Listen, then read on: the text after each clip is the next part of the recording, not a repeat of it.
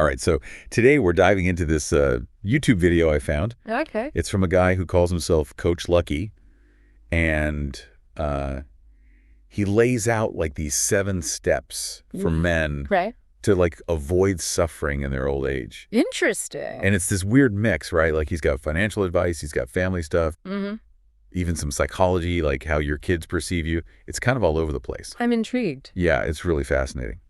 So to help us break it down, we've got an expert speaker here Right. who is amazing at like connecting the dots between what we do now and how it affects us like way down the line. You give me too much credit. So are you ready to get into Coach Lucky's world? Let's do it. I'm very curious to see how he ties all these pieces together. Yeah, me too. Especially that avoiding suffering bit. It's like he's assuming there's going to be suffering unless you follow his plan. Right, like it sets up this sense of urgency, almost like a fear of messing things up. Totally. Like you got to get it right or else. And that kind of leads right into his first step. Make money and invest. Like right out the gate. No messing around. He's not mincing words. No. It's like start building wealth now. you know, because you won't always have the energy you do today. Interesting. So it's about taking action, not procrastinating. Yeah. Urgency for sure. But it also kind of reinforces this societal expectation, right? Men as the providers. Absolutely. It's deeply ingrained in our culture that men are responsible for financial security. Right. And that success equals like respect, avoids hardship later on. And he even uses this quote from scripture to really drive home the point. Oh, yeah. Which one? Money answereth all things. It's like he's equating financial success with being a good man. Whoa. Yeah. That's a bit much, maybe. A little bit, but it definitely sets the tone for his overall message. For sure. Okay, so you're hustling, you're building your empire, and then step 2 comes in. And this one's a doozy. Choose your partner carefully. Oh, this sounds like it could be tricky territory. Oh, it is. He basically says that a wrong woman could, like, squander all your efforts. Yeah. And get this. She could even put fire to your estate. Whoa. Okay. So he's not holding back. Not at all. It's like straight out of a cautionary tale. So is this just dramatic flair, or is there a deeper message here? I think it's both, honestly. Yeah. On the surface, yeah, it's like super intense. Sure. But I think he's trying to highlight the importance of compatibility. Right. You know, shared values, finding a partner who's on the same page. Someone who supports your goals, your vision for the future. Exactly. It's like if you're building this life, you need someone who's going to be a part of that, not tear it down. It makes you wonder, though, when he talks about a woman potentially undoing decades of a man's hard work, is he really blaming women for financial ruin, or is he just emphasizing the importance of having a partner who's financially responsible? I think it's a bit of both, honestly. And it definitely brings up some interesting questions about like how we view responsibility within relationships. Absolutely. And how much control we think we have, right? Yeah. Like if you just pick the right person, everything will magically fall into place. But relationships are messy. There's no guarantee. Right. They're a two-way street. One person can't carry the weight of the entire relationship's success or failure. Totally. But Coach Lucky's perspective definitely emphasizes individual responsibility. It does, doesn't it? It's almost like he's saying, make the right choices and you'll be safe. Exactly. It's very individualistic. Yeah. Okay, so we've got the money, the right partner, and then step 3 rolls around. Okay. Marry and have children. Okay, so far so good. But then he adds, but not too many. Wait, what? Yeah, it's this weird contradiction. He's all about family, but then throws in this caveat about limiting the number of kids. So which is it, family or freedom? I think he's trying to find a balance, but it comes across as kind of confusing. It does, right. It's like he's acknowledging the financial burden of a large family. Yeah, especially if you're aiming to like put them all through college, give them a certain lifestyle. Right, those costs add up quickly. But then he also points out that a lot of rich men only have 1 or 2 kids. He does, doesn't he? So is he saying that having fewer children leads to greater wealth? Or is it just a coincidence? I think it's more nuanced than that, but it's definitely a question worth exploring. Absolutely. There are so many factors at play when it comes to family size and financial success. Right. It's not a simple cause and effect relationship. No, not at all. Okay, so we've tackled money, relationships, and kids. What's next on Coach Lucky's list? All right, so step 4 gets into some interesting psychology. It's take care of your wife for the sake of your kids. Okay, now this sounds intriguing. Yeah, it's not just about being a good husband. He's saying that your wife's opinion of you actually shapes how your kids see you. Wow, that's a powerful statement. Right. Like, It's not enough to just provide financially or be present. You have to actively cultivate a positive relationship with your wife. So it's about creating a healthy home environment, one where children feel secure and loved. Exactly. And he even gave this example about paying school fees. Oh, yeah. What was that? He said, like, even if the dad's the one earning the money, if the mom's always the one handing it over to the school, the kids might not connect the dots, you know? Interesting. So it's about perception, right? Yeah, totally. Yeah. Especially for younger children who don't fully grasp the complexities of family finances. Right. They might just see what's right in front of them. Exactly. And Coach Lucky's basically saying that a wife's happiness and fulfillment directly impacts a father's legacy. Even more so than his direct actions. Yeah. It's kind of wild when you think about it. It is, isn't it? It raises some interesting questions about the image we present to our children. And how much of parenting is about, like, carefully crafting that image versus just being ourselves. Right. It's that age-old question of authenticity versus performance. Totally. Yeah. All right, ready for step 5. Hit me with it. This one's all about legacy. Train your children and support their dreams. Okay, that makes sense. Yeah. It's about investing in the next generation. Yeah, not just financially, but emotionally and intellectually as well. It really resonates with that idea of sacrifice that's woven throughout his advice, doesn't it? Totally. It's like you pour your resources and energy into your family to ensure their future success and happiness. And to pass on your values, your vision for the world. But then comes step 6, and it takes this whole family first thing to a whole other level. Okay, I'm listening. He says, prioritize family above all else. Whoa, okay, so no exceptions? Apparently not friends, extended family, they all come second. Wow, that's pretty intense. Right. Like he believes this is key to avoiding suffering in old age. Interesting. So it's not just about taking care of your immediate family, it's about prioritizing them above all other relationships. Exactly. And he even paints this picture of men who spend most of their income outside the home, leaving their families to struggle. You know? Oh, okay. So there are consequences to not following this advice. Yeah, it's pretty stark, but it makes you think, right? It does. Like, is he being too extreme? Can we truly prioritize our immediate family above all else without neglecting other important connections? I don't know. It's a tough one. It's like he's advocating for this intense focus on the nuclear family. Right, almost like an insular bubble. But in reality, our lives are richer when we have diverse support networks. Absolutely. Friends, extended family, mentors, community groups, they all contribute to our well-being in different ways. Totally. So while I get where he's coming from, it feels a bit too black and white, you know? I agree. It's about finding that balance, nurturing those close family ties, but also recognizing the value of other relationships. Right. It's not an either situation. Okay, ready for the final step. Bring it on. This one is my favorite, honestly. After all that talk of sacrifice and responsibility, he says, take care of yourself. Wait, really? That's his advice? I know, right?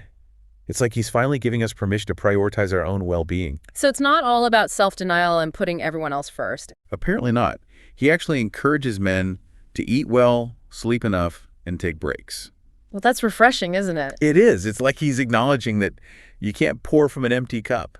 You know? Absolutely. You need to take care of yourself to be able to show up for others. But I wonder, is this just about physical health? Or is he also talking about emotional and mental well-being? Ooh, that's a great question. And one I think we should explore further as we continue our deep dives. Totally. We've covered a lot of ground with these 7 steps. We have, haven't we? And raised some really thought-provoking questions along the way. Yeah, but I feel like we're just scratching the surface. Me too. There's so much more to unpack here. Absolutely. So stay tuned as we continue this fascinating journey into Coach Lucky's world. I'm ready for round 2. Let's dive deeper. Let's do it. So we went through all 7 of Coach Lucky's steps, like everything from money to marriage, even a little bit of psychology. Yeah, it was quite the mix. But like, looking back on it all, what really stood out to you? Honestly, it's that undercurrent of like, follow these rules and you'll be safe. Almost like a guarantee, you know? Like, do this and you'll avoid all the bad stuff. Yeah, it's very much a roadmap, right? But like, life doesn't always follow the map. Exactly. And that kind of brings us to a big question. What does suffering actually mean in this context? Oh, that's good. Yeah, because is it just about like running out of money when you're old? Right. Is that the only thing he's worried about? Or is there more to it? Like, what about emotional stuff? Feeling lonely, regretting choices, that kind of thing? Right. Because he talks a lot about being financially secure. But what about like purpose or feeling connected to something bigger. Yeah, those things are harder to measure. They are, but they're still important, right? Definitely. And this is where I think Coach Lucky's advice starts to show some cracks. Okay, how so? Well, like, take his whole emphasis on financial success. That's the be-all and end-all, you know? As if that's the only way to avoid suffering. Exactly. But what about people who aren't wealthy? Are they just doomed to be miserable? And what about the value of other contributions, like raising a family or volunteering or even just pursuing your passions? Right. There's so many ways to live a meaningful life. Exactly. And it doesn't always have to be tied to money. And speaking of things not always being tied to money, remember his advice about choosing a partner carefully? It was a little rough. It felt very transactional, right? Like, find someone who'll protect your assets and support your ambitions. Like a business deal more than a love story. Right. But what about love, companionship, shared laughter? Where does that fit in? It's like he reduces relationships to this strategic alliance for financial preservation. Yeah. And remember that phrase he used, a wrong woman who could squander all your effort? Ooh, yeah, that was harsh. It puts all the blame on her for the relationship's success or failure. It's like he's saying, pick the right one or you're doomed. But relationships are a two-way street. Exactly. Yeah. It takes work, compromise, a willingness to grow together. And sometimes you just get unlucky no matter how careful you are. True. Okay, so we've got money, relationships. What else was there? Well, his perspective on children is another area where things get a little murky. Oh, yeah, that whole have kids but not too many thing. It was kind of confusing, right? Totally. He sees them as both an investment and a potential drain on resources. Yeah, like they're part of your legacy, but also a burden. And he even said plenty children will tie you down.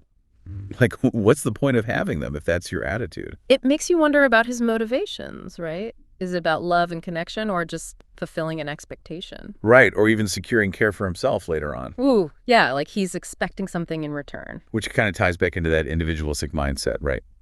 Always calculating, always strategizing for personal gain. Exactly. But what about the inherent value of raising kids? Contributing to the next generation. Those things don't always have a clear payoff. But they're still important, right? Absolutely. Okay, so kids are complicated. And then there's his advice about prioritizing family above everything else. Oh, yeah. That one felt extreme, even for me. Right. It's like he's saying it's okay to neglect friendships or even cut off extended family. Like create this little family fortress and shut everyone else out. Exactly. But that seems so isolating. It does, doesn't it? And it ignores the fact that family isn't always a haven of peace and support. Yeah, sometimes it's the source of drama. Right. And we all need diverse support systems, not just our immediate family. Exactly. Friends, mentors, community groups, they all play a role. So while Coach Lucky might have some good intentions, his advice definitely needs some tweaking. Yeah, it's a little too black and white, a little too focused on avoiding the wrong things. And not enough emphasis on the things that actually make life meaningful. Okay, so we've poked a lot of holes in Coach Lucky's plan. But here's a question that's been bugging me. Okay, what is it? How much of his advice, even with all its flaws, can be applied to everyone? Ooh, interesting. Like, we've been focusing on his message to men. Yeah, but are there some universal truths in there? Could women follow the same steps and find happiness? Yeah, it's a really interesting question to think about because, like you said, his advice is very much geared towards men. It is, yeah. Yeah. But I do think some of his core principles could be applied more broadly. Okay, so, like, what are we talking about here? Which parts do you think translate well? Well, let's take financial security, for example. Coach Lucky frames it as a man's responsibility, right? To be the provider. That's definitely a recurring theme. But in reality, being financially savvy is important for everyone. True, it shouldn't be a gendered thing. Exactly. It's about having agency, being in control of your own future. So it's less about fitting into a specific role and more about just like being smart with your money. Exactly. And that same logic can be applied to his advice about choosing a partner carefully. Okay, because that one felt very much like a warning to men. It did, didn't it? But if we reframe it a bit, it's not about finding someone to protect your assets. It's about finding someone who shares your values. Someone who supports your goals, who you can grow with. Exactly. And that's important, whether you're a man or a woman. It's about finding a true partner, someone who's in your corner. And I think that same emphasis on shared values and mutual support applies to building a family, too. Okay, so it's not just about finding the right person to marry. It's about creating the right kind of family dynamic. Exactly. And that goes beyond traditional gender roles. So it's not about the man being the breadwinner and the woman staying home with the kids. Right. It's about both partners contributing and supporting each other. And creating a loving and supportive environment for everyone involved. Absolutely. And that brings us to what I think is one of the most important takeaways from Coach Lucky, even if he doesn't always articulate it perfectly. Okay, lay it on me. Take care of yourself. Oh, yeah, that was a good one. Especially after all that talk about sacrifice and responsibility. It's like he finally acknowledges that you can't pour from an empty cup. Exactly. You had to take care of yourself to be able to take care of others. And that applies to everyone, regardless of gender. So prioritizing self-care isn't selfish. It's actually essential. Absolutely. It's about recognizing your own needs and making sure they're being met. Whether that's physical health, emotional well-being, or even just taking some time for yourself. Right. Whatever makes you feel whole and balanced. I think that's a great point to end on. What started as a deep dive into advice for men has really turned into a conversation about what it means to live a good life, period. It has, hasn't it? And I think that's the beauty of these kinds of conversations. We start with a specific perspective, but we end up uncovering these universal truths. Exactly. And those truths apply to all of us, no matter who we are or what our goals are. So it's not about following a set of rules. It's about finding what works for you. And creating a life that feels authentic and meaningful. Well said. And on that note, I think it's time to wrap up this deep dive. Yeah, we've covered a lot of ground today. We have. But I feel like this is just the beginning of the conversation. It is. There's always more to explore, more to learn. Exactly. So to everyone listening, thank you for joining us on this journey. We hope you found it thought-provoking and maybe even a little inspiring. And remember, a good life isn't about avoiding suffering. It's about finding joy, meaning, and connection. And taking care of yourself along the way. Couldn't have said it better myself. Until next time, keep exploring, keep learning, and keep diving deep.